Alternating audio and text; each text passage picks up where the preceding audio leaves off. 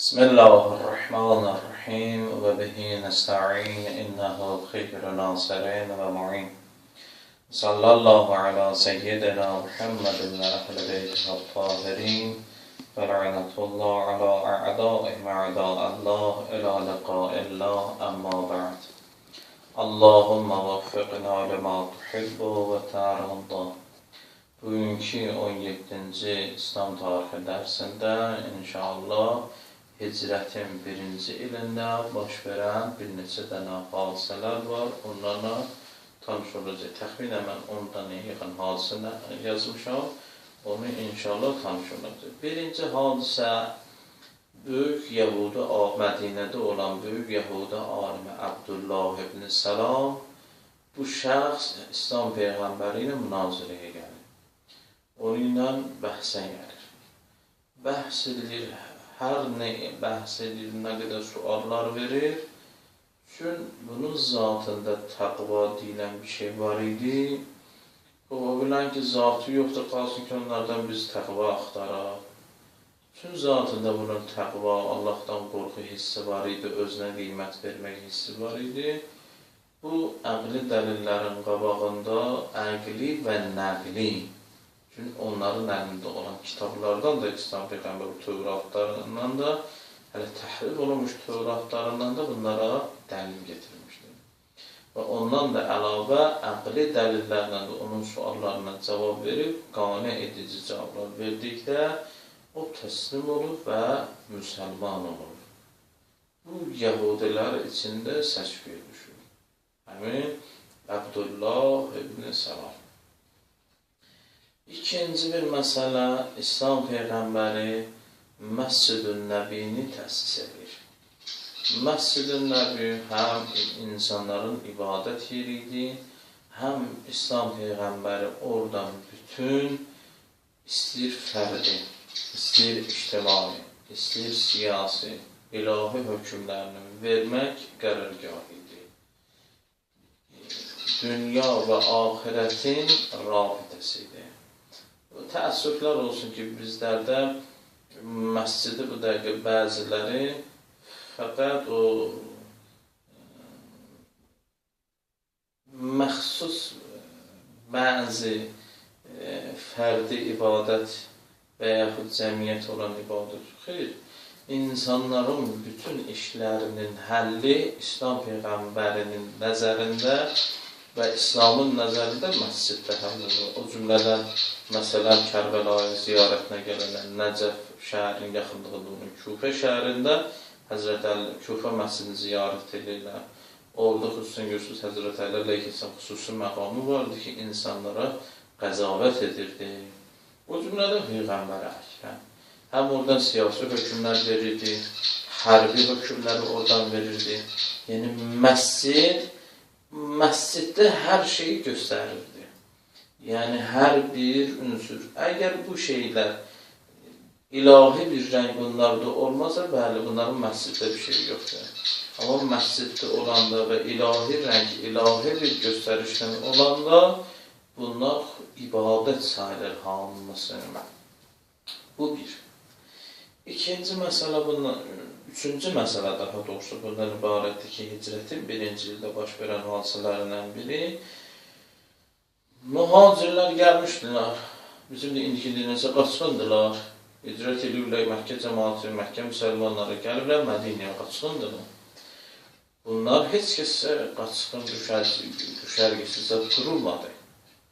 Əslində, bizim İslam mədəniyyətində qaçqın düşərgəsi deyilən bir düşərgə anlamı yoxmuzdur bizim qaçqın şəhərciyi. Xeyr, bu qaçanlar bizim canlarımızdır, bizim özümüzkilərdir.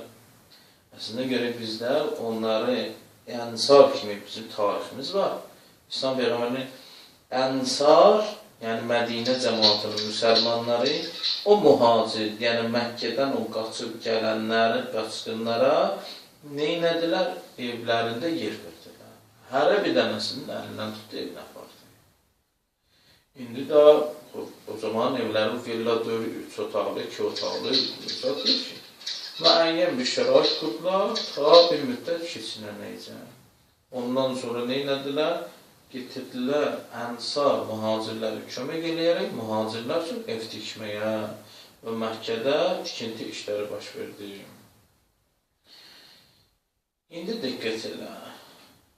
Yəni mühacirdə indi gəlib buna evində yer verir, daha ölənince bunun evində qalmamalıdır. Hərəkət eləməlidir. Hərəkət edin, bu bir müsəlman qardaş onu kömək eləməlidir. İndi diqqət edin. Bu zaman İslam Peyğəmbəri Məscid-i Nəbini ki, tikdi Peyğəmbər Əkrəmin adlı olan məscidi, o məscidin ətrafında bəzi müsəlmanlara, sahabələrlə, mühacirdən olan sahabələrə icazə verdi ev tikməyə. Çünki özünün də evi oradaydı və özünün də ona yaxın orada hücrəsi var idi. Hərəsində sonra gələcəkdə deyəcək, bir xanım qalırdı hər hücrədə. Yəni, hücrə yəni bir otaq. O cümlədən orada ev tikilən evlərdən biri də Hazreti Əli əleyhissalam ev tikdi, Peyğəmbərin icazı var. Bəzi müsəlmanlara icazı verdi, mühacirlər. Bəzi müsəlmanlara belə icazə verdi. Və hicrətin birinci ilində Səddül-Bab, Səddül-Əvvab hökmü gəlir. Məsələn, qapılar bağlansın. Məscidə açılan bütün qapılar bağlansın. Niyə? Bunlar belə bir şeydir ki, bunların, bu evlərin bir qapısı da məscidə açılırdı. Yəni, birbaşa bunlar məscidə girirdilər. Yəni, evin içindən birbaşa məscidin içinə, heç bir şey, nə məscidin həyətinə, nə böyle kölə çıxmaq, heç birbaşa məscidə girirdilər. O evlərdən biri Həzrət Rəsulun evi idi, biri Hazreti Əli əleyhissalamın evi idi, bir başqa müsəlmanlar da var idi. Hökm gəlir. Hökm ilə gəlir Səddül-Əvvab, bütün qapılar bağlansın. İlla Bab Əli, Əlinin qapısından. İslam Peyğəmbəri gəlir minbərə çıxır, bütün tarixi kitablar, hədis kitabları, hamısı yazır. Hətta əcibdir. Mən Buxarinin şərhlərinin birini oxuyanda, indiyəcə yadımdadır, o yer də yadımdadır.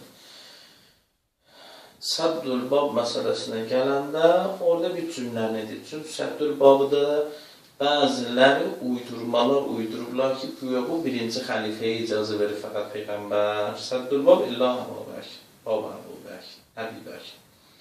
İndi orada alim bir dənə cümlə yazır, şərh edir. Bu tarixi sənədlərə görə bu hədis yalandır. Deyir, niyə? Səbəbi budur ki, Əbubəkrin evi məscidin yanında olmayıb tarixi sənədlərdə. Yəni, Buxarın şərhlərine baxın, görəcəksiniz. Səddül-Bab məsələsi. Məsəl olmayıb. Məlum ki, bu hədis müşküllə hədislidir, amma neyniyək?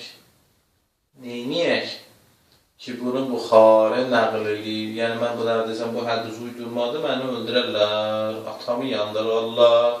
Deyir, gəlin bunu, deyir, burada məcazi mənada Əbubəkrin qapısının məsciddə tərəf var olması. Çünki əslində Əbubəkir deyir, çox uzaq idi məsciddə. O məscidə tərəf ki, qapı düymüşdür, o qapı heç zaman bağlı saxlama Əbubəkir. Elə o zaman oradan açıq saxla. Deyir, bunu bu cür tavcih edir. Yetim özü də baş çıxarda bilmir, öz kitabından necə şərh yazsın. Gedin, açıq şərhlər var. Buxarın elədə çox şərhi yoxdur. Qədimi şərhlərdən, indikilərdən də aşkına. Qədimi şərhlərdən. 5-6 dənə şərhi vardı qədim. Deyir, bundan açıq baxın, görəcəz bu dediyimi. Özüm belə şərhin adını çəkmirəm ki, sabah bunun təksib eləyənə söz alandan sonra, iqrar olandan sonra həmin şəxsin gözünə soxum onu. Ki, ala bismillah, mən yalan zat demirəm, bu sənət, bu səhifə, bu çap da sənin çapı. Mənim çapımdadır. Gidin, axtarın bu bəhsləri. Özünüz sünnətçi, həm tələbə özü də axtarışımdır. Onun işim yox, keçək bu bəhsini. Əli əleyhissalam. Burada iki dənə nəzər demək. Biri məlumdur. İki dənə nəzərdən qabaq əsas məsələ budur ki, İslam Peyğəmbər bir onun Peyğəmbər Əkrəmin qapısını açır. Bir də ki, Əli əleyhissalam. Burada artıq Arifə işarə bəsdir ki, niyə fəqət Əli əleyhissalam? kürəkəni də, bəli, kürəkəni də ona görə kürəkənə hörmət eləmək lazımdır. Əmioğludur, bəli, qohumbazdır. Belə Peyğəmbərin mən qəbul eləməzdim. Şəxsən mən qəbul eləməzdim. Ki, sonra da onu durum təyin edin, bu belədir, bu elədir. Bunun elədiyi hər bir hərəkət ilahi bir hikmət əsasındırsa, mən o Peyğəmbəri qəbul eləmişəm. İlahi hikmət əsasındadırsa və mən ondan səhv tutmuram, çünki ilahi hikmət, demək, burada qohumluğa görə deyil, əmioğlu olduğuna görə deyil, kürəkən olduğuna görə deyil və nəyə görədir? Əgər bu xislətlər varsa, kürəkən olmağa görə gərək birinci qeynatalarına Əbu Bəkirə, Cənab-ı Ömərə verəydi, qapı açıq qalsın. Çox fərz budur ki, çox gözəl. Siz ki, deyirsiniz ki, bu hədis uydurmasında bu Əbu Bəkir, sonra Ömər, Osmanın qapıları nə oldu? Onlar da Xəlifə Raşidindəndirlər. Biz hədis uyduranda biraz da uyduruyorduk ki, Ömər cənablarında qapısı açıq olsun məscidə, Osman üçüncü, bunlar əyibdirlər. Birini ki, uydururlar, tüm bunu Əzrəti Əleyhisselam müqabilindən getirib razılaşdırmaq istəyirlər tərəzini ona görə. Yandan sonra biri sahabələr o iki dənənin qapısı nə oldu? Əgər xəlifə olmaq üçün bu şərtdirsə, qapı məscidə açılsın, bu hədisi də uydurmuşsunuz, ikinci, üçüncü xəlifədə bu niyə yoxdur? Bunlar xəlifə dördələr, xəlifə olmayacaqdılar. Niyə yad uzan çıxıbsızın? Yalancı net oxumuşum. Keçək əsasnatlı var. Bu qapı açıq, bu afir işarə bəsdir ki, bu mən və mənim canişinimin qapısı Allahın əmrindən məscidə açıq ola bilər. Bu bir mesaj. İkinci bir mesaj ki, iki məsələ bu barədə deyirlər. Bəzilər deyirlər ki, buna görə bir səbəbi də budur ki, Əli əleyhissalam cənabətli halda məscidə də girsəydi, o pak hökmündədir. Və bunu bu cür açıqlama verirlər. Əlqərəz açıqlama bəndi həqirin nəzərində yanlışdır, səhvdir. Niyə? Niyəsə budur ki, əgər Əli əleyhissalam cənabətli halda pak hökmündə idisə, niyə cənabət usanırdı?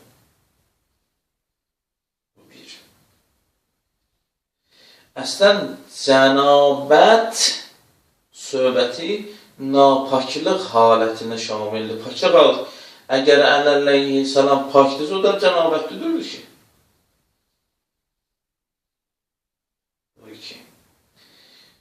Üçüncü məsələ bu, Əli əleyhissalamı gəlin olduğu şənindir. Çünki Əli əleyhissalam heç vaxt məscidin ehtiramını sındırmaz. Əslən, dəstəməsi sonra girməz qalsın qusurlu.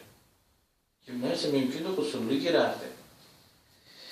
Amma bu məsələ ondan da əlavə bu iki dənə şər ki verilib deyir ki, əslən, bu bunun üçündür. Əslən, cənabət məsələsinə aid yoxdur buna. Niyə? Çünki bu işin cənabət məsələsinin, paklıq, napaklıq məsələsinin əlaqəsi olsaydı, İslam Peyğəmbəri deyirdi, əzizlər, cənabətdə halda məscidə girməyin. Necə ki, hökmü deyib əvvəlcədən. Eğer qapısı məscid açsınlar, sizlərə də artıq hökm. Buna görə qapılarını niyə bağlatdır? Doğru bir şey burada, əslən də məscidə qapı açılmadı. İki dənə qapı, bir Peyğəmbərə kirəmin qapısı açıldı, bir Həzrət Əliyinin. Onun heç bir adiyyatı deyir ki, əslində yoxdur. Bu iki. Daha doğrusu üçüncü məsələ. Dördüncü məsələ nədir? Dördüncü məsələ bundan ibarətdir ki, ta hicrətin birinci ilincən o 5 dənə vacib namaz ki var, sübh, zöhrə, əsr, məğrib, işa, bunların hamısı kürkət idi. Hamısı kürkət idi. Və bunları Allah bu qanunu qoymuşdu. Allah bu qanunu qoymuşdu. Və cəmi cümlədə 10 rükət namaz qılırdı. Amma hicrətin birinci ilindən İslam Peyğəmbəri səfərdə olmayan şəxslərə özü də şariədir deyə bəzi namazlara bəzi rükətlərə əlavə elədi. Sübhə əlavə eləmədi.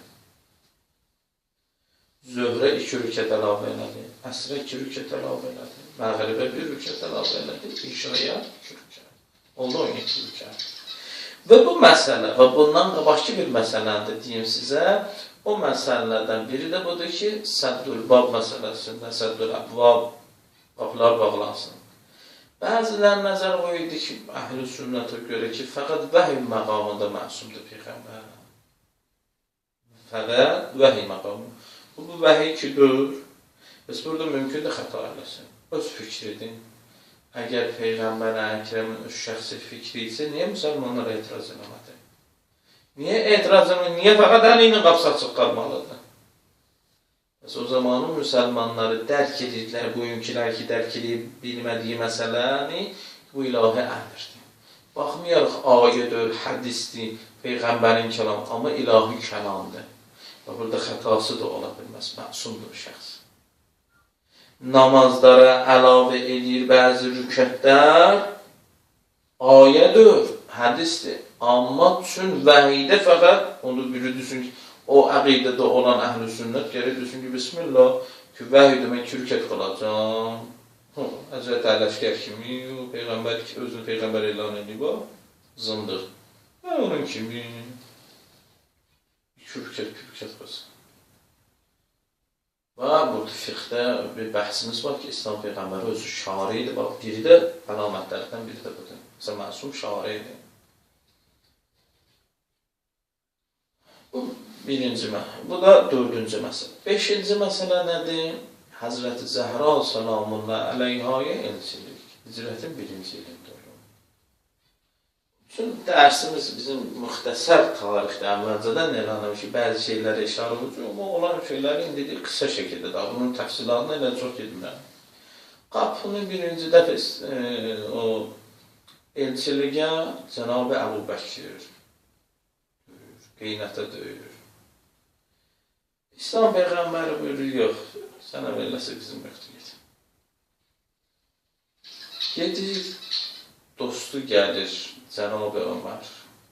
İslam Peyğəmbər əslən heç Xanım Zəhranın sualdır ki, gidim Xanım Zəhradan soruşur, sən Öməri razısan ərə girməyir. Deyir, əslən, ya Cənab-ı Ömər, sənə veriləsə qız yoxdur, xuda hafiz, gedir. Tarih kitablarına baxındır. Tarih kitablarına hamısını yazır. Əleyhissalam gəlir, bir müddət, bunda hamısı bir anda baş vermir. Bir müddətdən sonra Həzrət Əli Aleyhisselam elçilik niyyəti ilə gəlir. Amma deyə bilmir ki, ya Rasulallah, mən xanım Zəhraya istəyirəm özüm xanım eləyim. Mən onun həyat yoldaşı olum, o mənim həyat yoldaşım olsun. Üzü qıpqırmızı qızarır, bəzi tarixi mənbələrdə var, oturur, bir söz deyə bilmir, Həzrət Rəsul Peyğəmbərdə də bilir. Buyurur, ya Əlican, qızım Zəhraya elçiliyə gəlmirsən. Çox gözəl. Gedim qızım Zəhradan soruşum, görüm o da razıdır.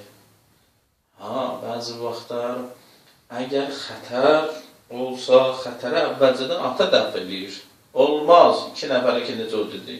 Rəccavı, getdüz. Orada qıza da sual olmur ki, qız istəyirsən bilir təhlükəni. Amma indi normal bir şeydir, adi bir şeydir ki, məsələn, bir nəfər ki, burada təhlükə yoxdur.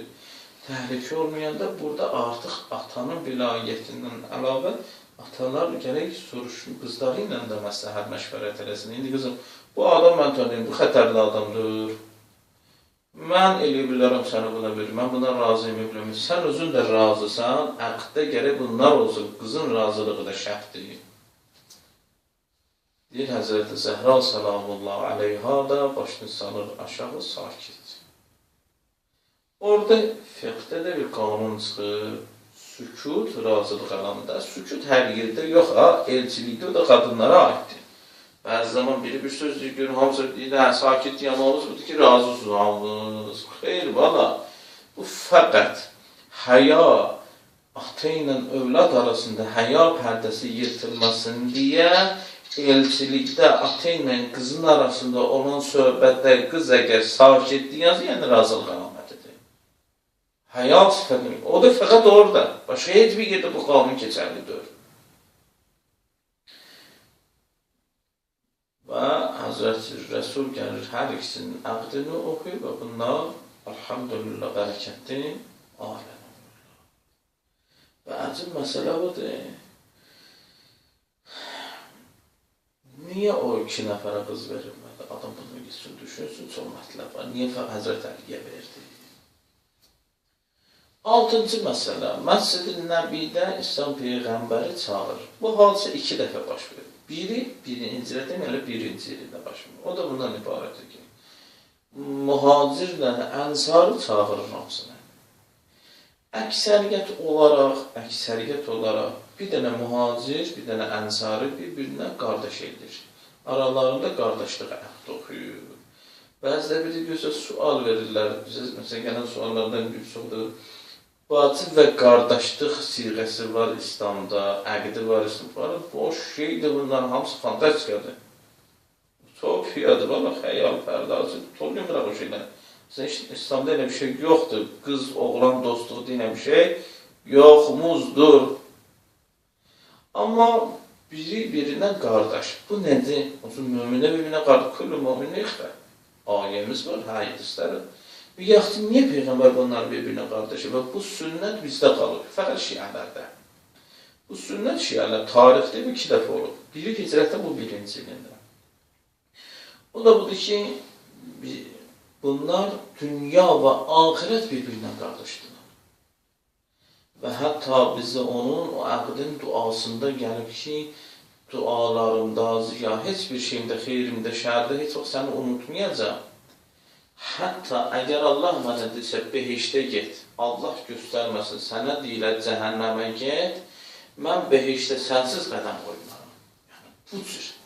Yəni, bir-biri üçün bu qədər canı yandıran olsun və bir də müsəlmanlar arasında düşmənin qıra biləcək rabitəni Peyğəmbər bunun üçün möhkəmləndirir öz dövlətində.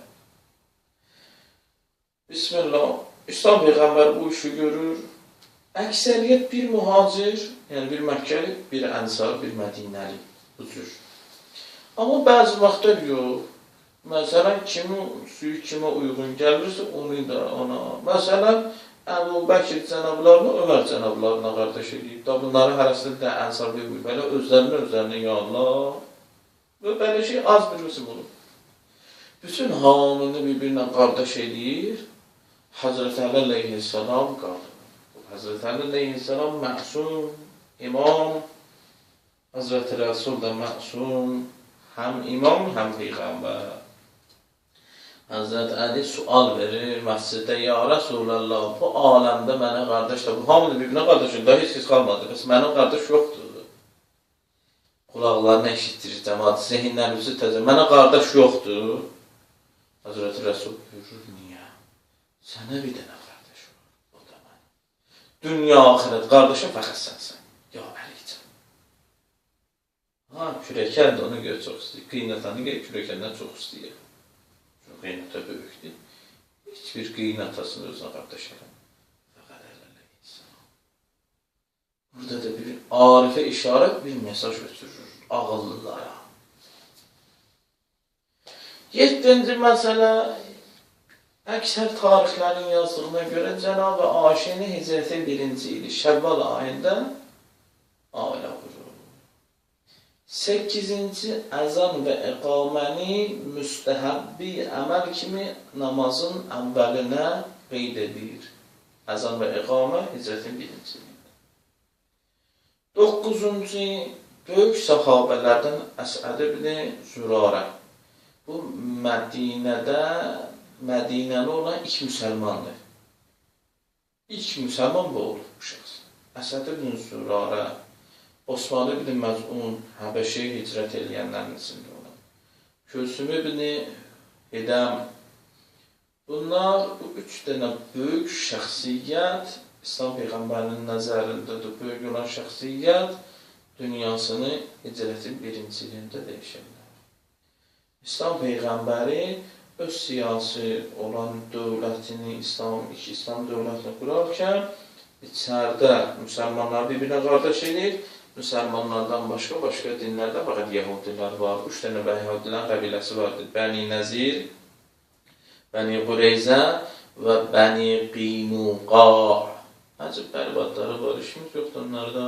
Özləri kimi əcib qəribdir. Bu 3 dənə tayfa İslamı qəbul edir. Bir də nə dedik? Abdullah ibn Salam adlı alimlərdir. 3 dənə tayfa tərs tayfa olur. Heç bir İslamı.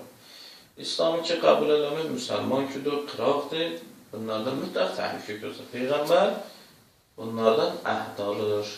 Yazılı şəkildə, nəinki tek dildə. Bizdən sizə xəta olmayacaq, xətər olmayacaq. Hətta sizdən kimlərsə döyüşsə biz sizə qarşı heç vaxt olmayacaq. Ta bu şeyləri, əhdnaməni alır, imzalayır. Hicrətin elə birinci ilinin ilk günlərində. Bu 10 dənə hadisə ki, qeyd eləmişəm, hicrətin birinci. Başqa hadisədir, ən mühümləri bunlardır. Elə bilən bu qədər kifayət edər. Elhamdülillahi Rabbil aləmin. Sallallahu ala seyyidina Muhammedin və əhl-i beytə.